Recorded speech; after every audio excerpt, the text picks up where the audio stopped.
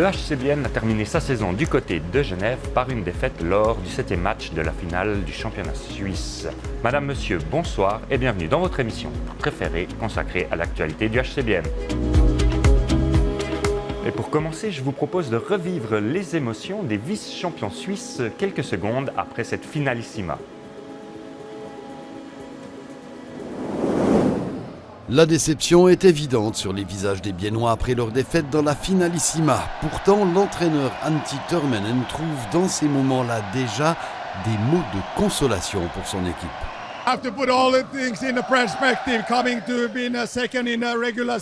Il faut mettre les choses en perspective. Nous arrivons deuxième de la saison régulière.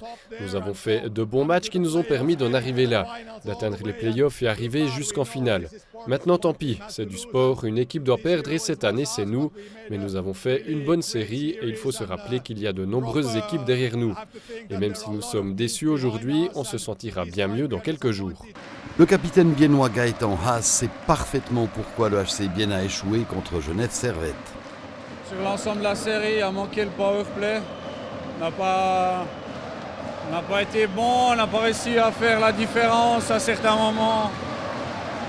Je veux dire, peut-être le match qu'on perd à la maison, on doit trouver la solution pour le ramener. Si ça avait été le cas, le HCBN aurait pris la tête de la série avec 3-1.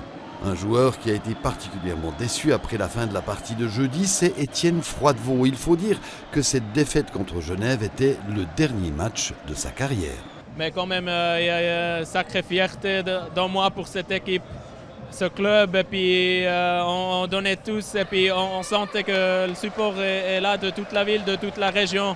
C'était vraiment énorme et puis on a montré toute la saison déjà du caractère. Aujourd'hui, il nous a manqué un petit peu quelque chose. Et il sait aussi ce qu'était ce petit rien. On peut dire qu'ils n'ont pas volé ce titre. Ils étaient plus adultes dans leurs décisions et puis on a fait quelques erreurs de trop. Mais je suis sûr que ça va faire du bien pour les jeunes joueurs et puis pour le club dans le futur. Mais au moment, c'est clair que je suis vraiment reconnaissant pour tout ce que j'ai appris du hockey et puis pour les bonnes personnes que j'ai pu faire connaissance.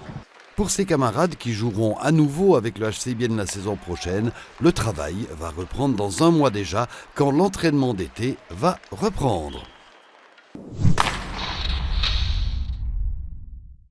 À mes côtés, une voix qui vous doit vous être familière en tant que fan du HCBN, celle du responsable de la fréquence francophone de Canal 3, mais surtout le grand gourou du podcast L'Ashtamtish, Lyndon Viglino. Bonsoir. Bonsoir Grégory. Alors comme on se connaît, je informe qu'on va quand même se tutoyer, ça fait plus de 10 ans qu'on collabore ici au sein des médias biennois. On est 4 jours après cette finale finalement. Quel est ton ressenti ? Tu l'as digéré cette défaite ? Ouais, quand même après 4 jours digérés, oui. Toujours un peu frustré que le suspense ait duré si peu de temps dans cet acte 7 à Genève. Après moins de 8 minutes, c'était 2-0 pour Genève et Genève était clairement supérieur dans le jeu. Donc ça, ma foi, dommage pour le suspense et pour les émotions. Mais il y a eu la fête de fin de saison samedi à la Tissot Arena avec plus de 5000 personnes. Il y a eu l'accueil aussi des fans, il faut le souligner, dans la nuit à 2h du matin, dans la nuit de jeudi à vendredi, qui était juste somptueux. Je pense que ça a aidé aussi les joueurs à digérer cette défaite. Je pense que la plupart des gens l'ont digéré. Comme l'a dit Noah Delémont, je crois à votre micro, maintenant il voit peut-être le verre à moitié plein et pas forcément à moitié vide. Alors le verre de cette saison, pour toi, dans le bilan, c'est quoi ? Il est plutôt à moitié plein ou à moitié vide ? Sur toute la saison ? Ouais, très plein, je pense. 101 points en saison régulière, record de points pour le HCBN. C'était une saison phénoménale. Ils ont fait une belle série aussi de 10 victoires consécutives. C'était presque du jamais vu. Je crois que le record du club, c'est 12. Donc c'était vraiment une saison en tout point réussie. Aussi, en termes de série de défaites, il y avait souvent, chaque saison, une série de défaites vers novembre, décembre. Je crois que là, ils ont limité ça à 4. Elle était vraiment superbe, cette saison régulière. Et les playoffs, forcément, avec éliminé Berne en quart, Zurich et puis 7 matchs contre Genève. Je pense que le bilan est très positif forcément. Si on revient bien en arrière à la fin de l'été, le début de la préparation sur la glace, les matchs amicaux, c'est 9 matchs amicaux cette saison, 2 victoires contre des clubs de Swiss League. On pouvait voir un peu partout, grande inquiétude sur le club. On remettait même Antti Törmänen en question. Est-ce que c'était encore le bonhomme pour ça ? Est-ce que là, il y avait de l'inquiétude avant le grand coup de départ de la saison régulière ?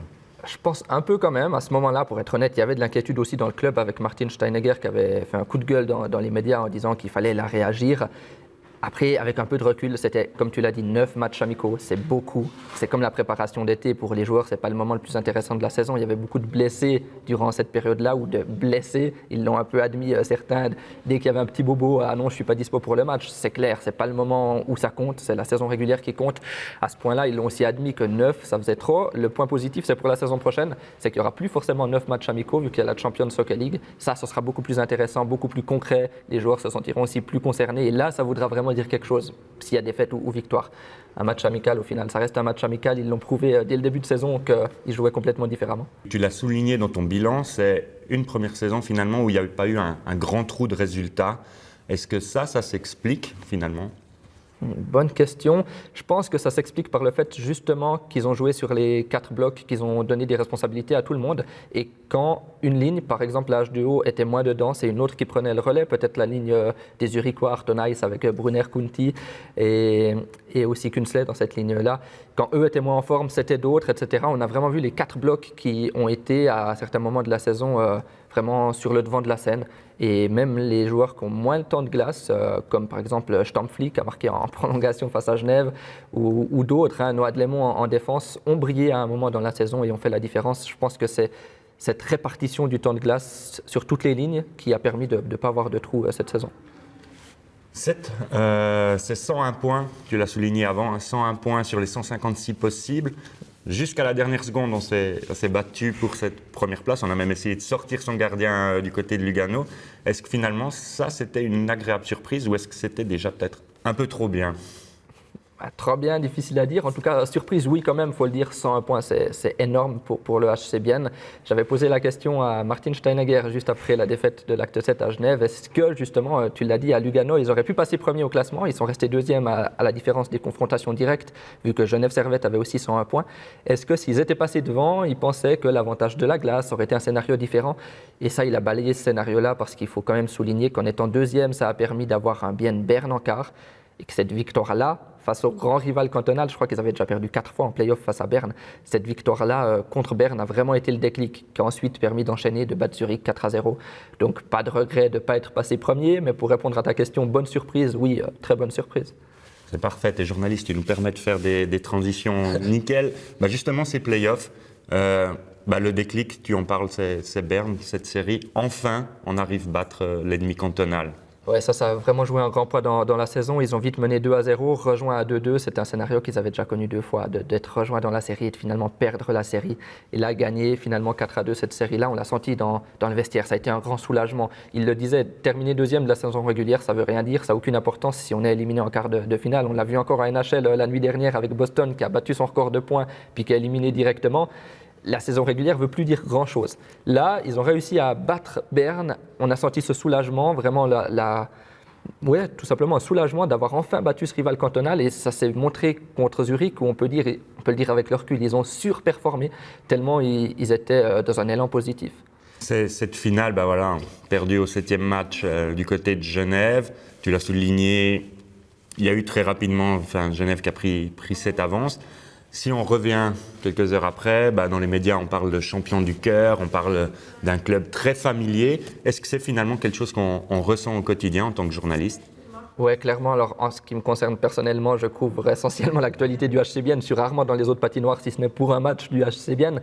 Mais un exemple frappant, c'est juste les entraînements. Les entraînements, on peut aller en play-off à tous les entraînements sans s'annoncer, demander n'importe quel joueur à la fin. Ils sont là, on discute, ça se passe bien. À Genève, les entraînements étaient très vite à guichet, à huis clos. Les journalistes pouvaient venir faire les interviews, mais pas voir l'entraînement. Ça, c'est une des différences. Il est resté familial dans toutes les phases. Même en finale, il est resté très familial. Tout le monde est resté très accessible. Les joueurs sont venus à notre podcast 2 jours avant le début de la finale. Je pense que ça, c'est assez remarquable.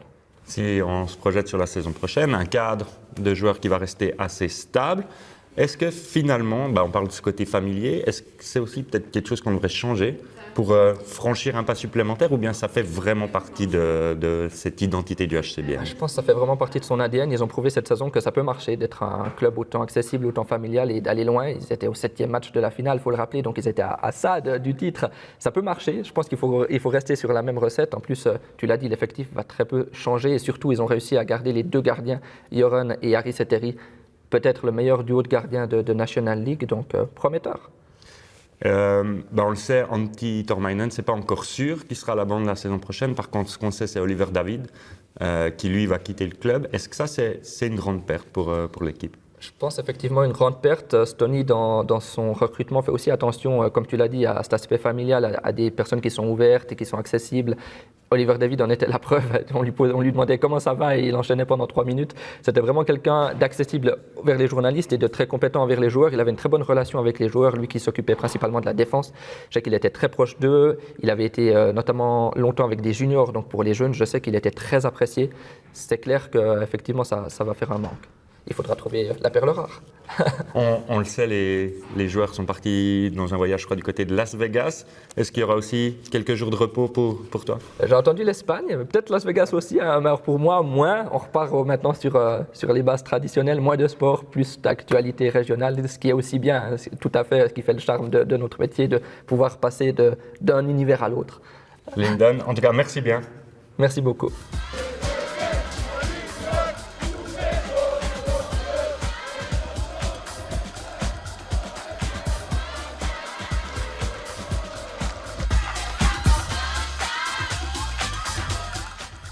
Nous voilà déjà arrivés au terme de cette émission, qui est également la dernière de la saison. Le HCB Corner prend quelques semaines de pause, mais vous donne déjà rendez-vous la saison prochaine pour vivre les nouvelles aventures du HCBN. Tchuss zusammen!